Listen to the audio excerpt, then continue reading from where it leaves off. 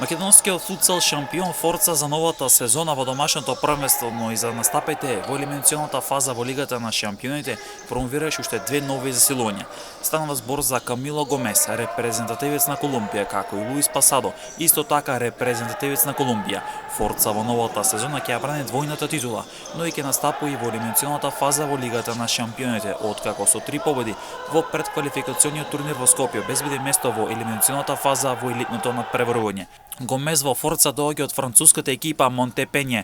Станува збор за супер засилување, играч со големо искуство на меѓународната сцена, со што македонскиот шампион добива голем квалитет во своите редови за новата сезона и во Лигата на шампионите.